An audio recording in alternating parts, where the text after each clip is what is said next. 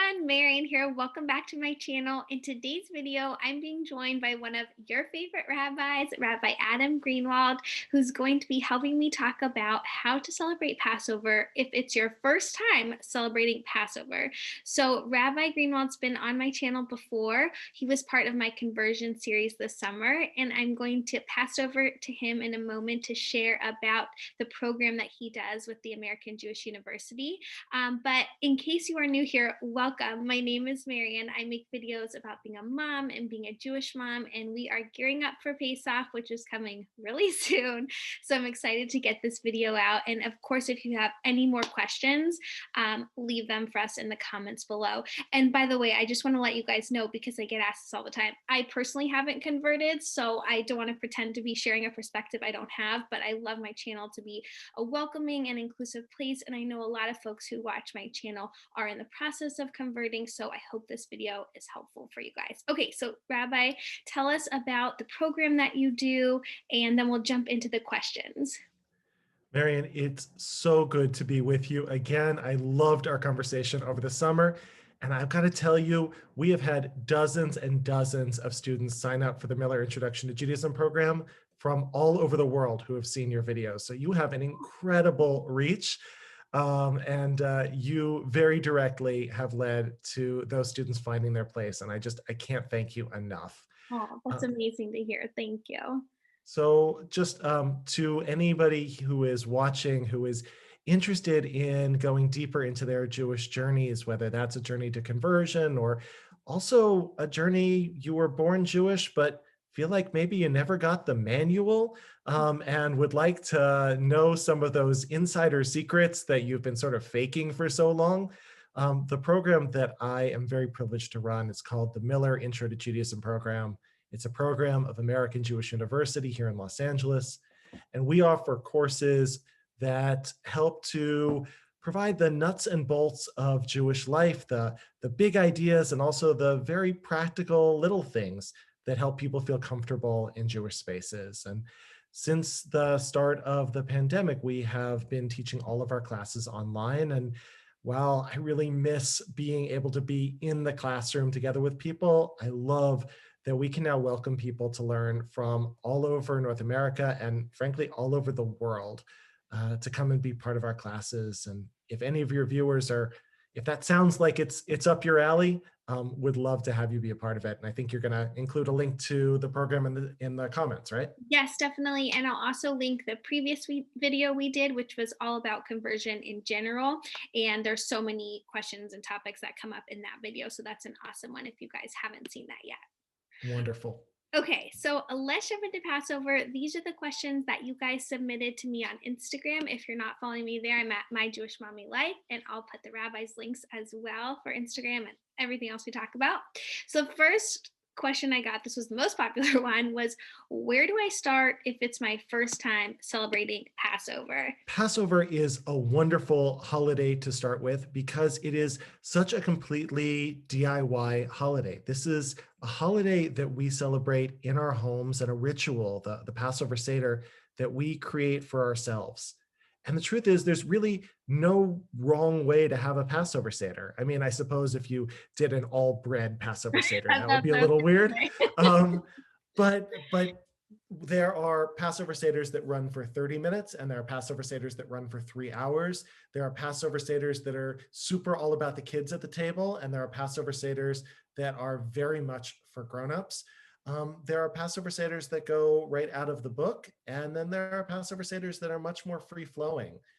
And so this is a wonderful opportunity for somebody who is maybe taking their first Jewish steps in to take the chance to really take ownership over one's own Jewish life and to try something, to look up some Passover recipes online and to download a Haggadah, a Passover guidebook from haggadot.com, which is an amazing resource put together by my friend Eileen Levinson that allows people to create their own custom creative Haggadahs and to take a stab at doing this amazing Jewish ritual in your own home.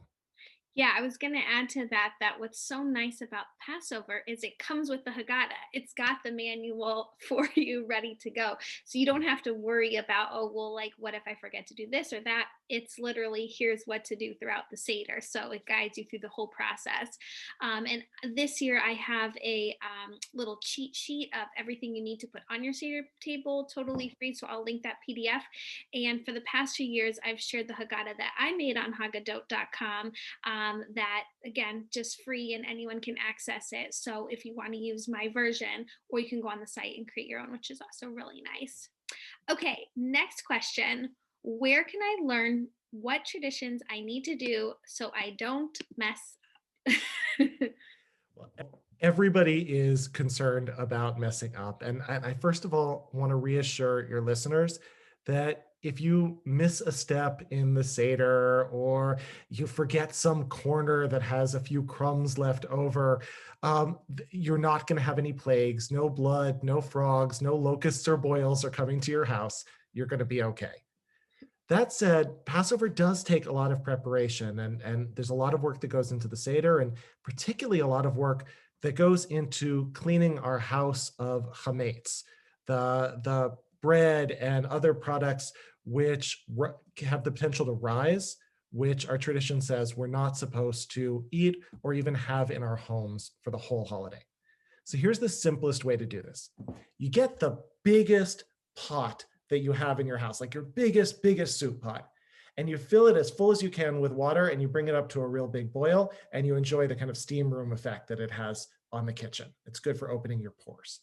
Then, very carefully, you dip anything that can safely go into the boiling water into that water. So metal pots and pans and silverware, as soon as they touch boiling water, they become clean and safe for use for Passover.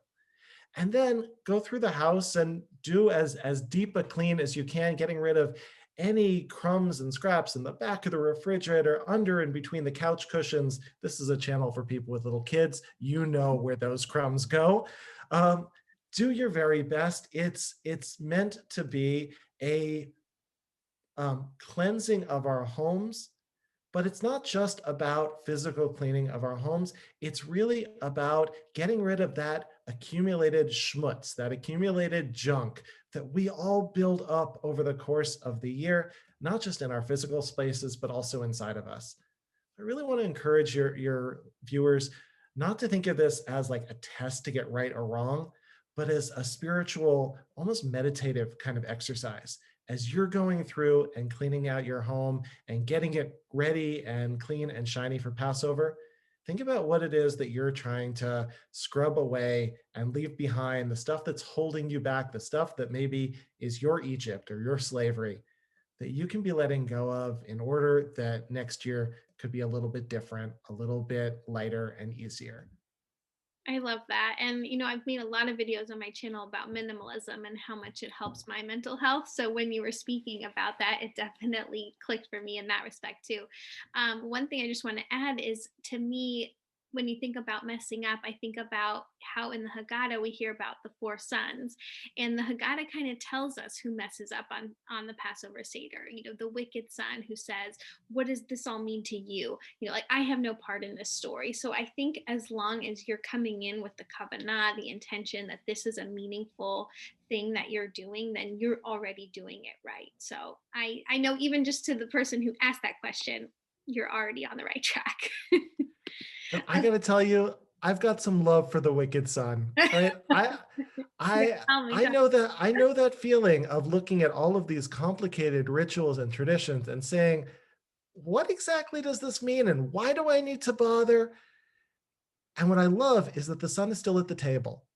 You true. know, he's sitting there, he's asking his questions, and I think a lot of us have sat where he's sat. And the tragedy is when somebody gets up and leaves the table, when they don't get a good answer, when they become so alienated that they stop trying.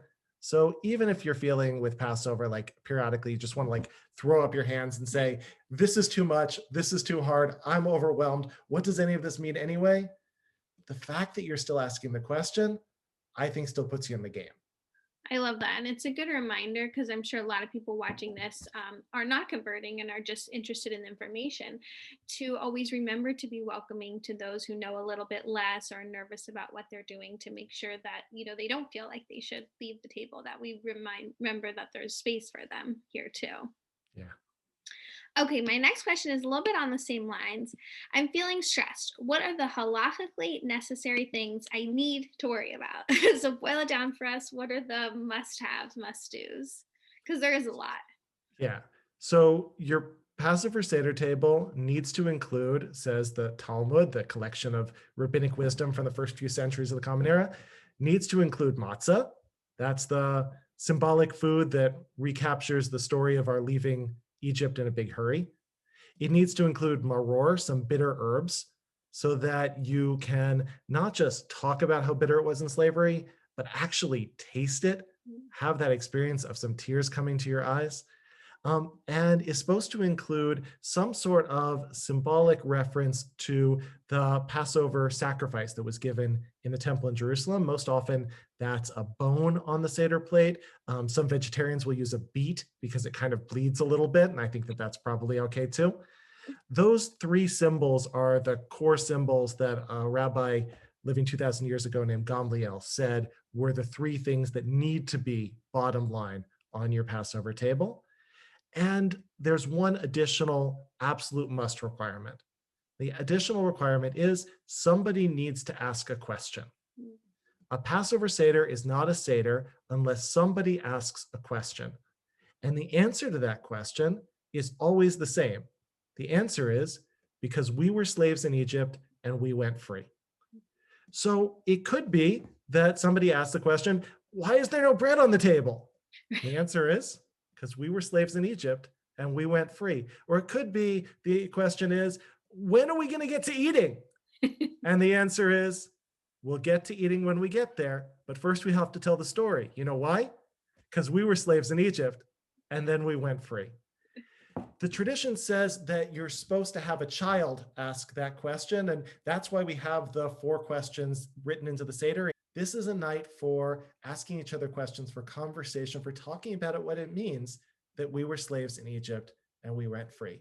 So if you have matzah and you have maror and you have some kind of symbolic reference that says that this tradition goes back thousands and thousands of years, and if you have Jews asking each other questions and talking about the fact that we were once slaves in Egypt and then we went free, you have bottom line checked your requirement for what it is to celebrate Passover.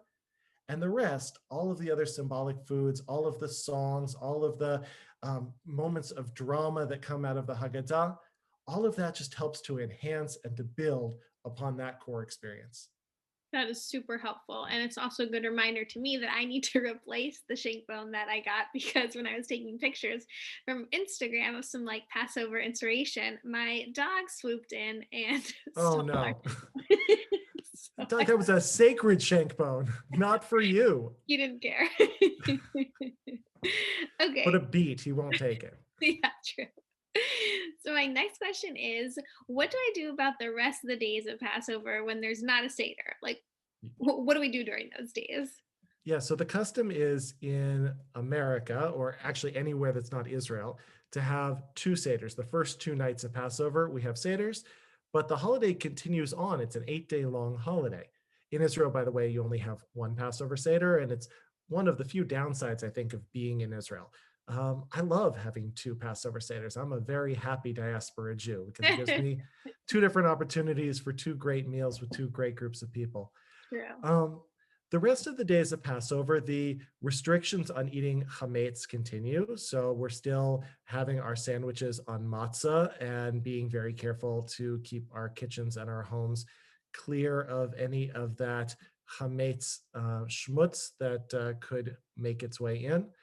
Um, I think that the rest of the days of Passover, though, should be about more than just what we don't eat and counting down the time until we can go for pizza and a beer. I know I'm I think, guilty of that. oh, me too, for sure. I start having dreams about pasta as we get closer and closer to the end. It's really meant to be an extended period of reflecting on freedom, reflecting on this core idea that at the beginning of our story was the experience of going from darkness to light, from oppression up to salvation and to human dignity. And I would love to see us use some of those intermediate days of Passover to actually put some of these religious ideas into practice. What would it mean to start the holiday with Passover Seders where we talk about liberation and to use some of the intervening days to volunteer, to work, to put out some goodness into the world, to make real the commitments that we are making at the Passover Seder table? I think that that would be a much more powerful use of those days than just complaining about the monotony of the food and waiting for the holiday to be over. I agree. And I love that inspiration, even if it's just, on a personal level, taking on like a meditation challenge or something like that. And also, like you said, going out into the community and using our freedom for good. It's very inspiring and a reminder of what the holiday is really all about. So thank you for that. Okay, my last question. And by the way, again, I took these from Instagram from the questions that you guys asked me. And this one also came up, probably the second most asked one. It just made me laugh. What do we do about the afikomen if we don't have kids? Oh So my. yeah, I was gonna say, so afikomen is one of the pieces of matzah on the Passover Seder table, and we break it in half, and it's hidden, and it's up to the kids to find it. There's different traditions, but I think the most common one is when the kids find it, then you can eat dessert. So it's this kind of highlight fun game for the kids. Usually there's a little prize for them if they find it. Hopefully they find it. But yeah, it's like, what happens if there aren't kids at the Seder table? Well, I just have to tell you, in my growing up, we always went to New York to my Bubby and Zadie's house for Passover, and they would hide the afikomen, and whoever found it would bargain with my Zadie, with my grandfather, to try to get it back. And what he would offer would always be a ticket to come back to see us again. Aw. Isn't that the ultimate in Jewish grandparenting, right? I You love hand over the afikomen, and we'll have you back again. it. Um, so I have two answers for this. The first is that adults need to play too. And we often think that play is something that is just for kids and that we grow out of. But the truth is adults need opportunities to be silly and to have fun. Religion doesn't always have to be so serious and so solemn. And so the idea of a bunch of adults doing a treasure hunt through your house or your apartment actually can be a whole lot of fun.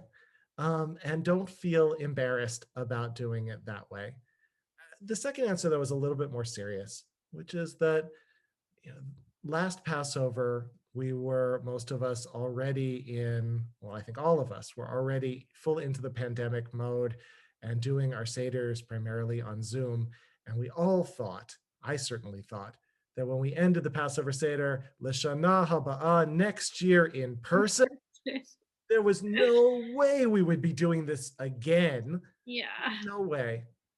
And unfortunately, here we are. And we may be done with the pandemic, but it is certainly not done with us. And many of us will be having Passover Seders virtually again or with very small pods of vaccinated people.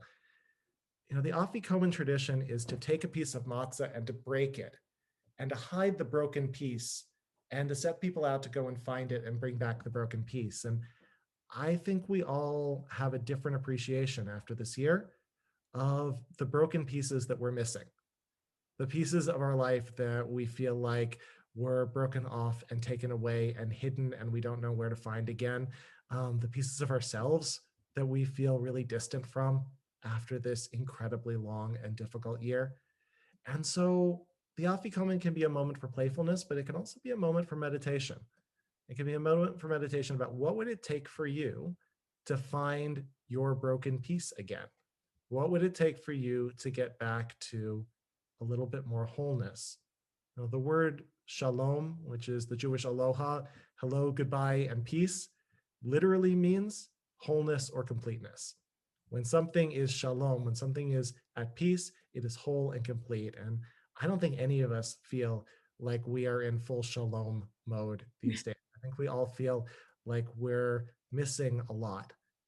And so, if the close of this year's Passover Seder can be a chance to reflect on what we're missing and a chance to make some plans to get back toward wholeness, which we all hope is coming, that would be actually a quite beautiful way to start to close out our Passover rituals this year. I love that, and it definitely makes me emotional to think about, especially we did a little, over Zoom with both sets of grandparents. We had my kids do sort of a treasure hunt around the house Passover last year, and the grandparents, gave them different clues, and they went around the house. We were like holding the iPad, and it's just incredible that a whole year has passed. For my 2-year-old, half his life has been Yeah. pandemic living. So it's definitely a moment because of the timing to just pause, be thankful that we have our health and can do this again, even though it is so hard. So I definitely, my hearts go out to all of you who are celebrating Passover by yourselves or on Zoom or with small pods. And hopefully next year we can be in person. But thank you so much, Rabbi Greenwald, for sharing all of your insight and wisdom with us. It has been such a treat again.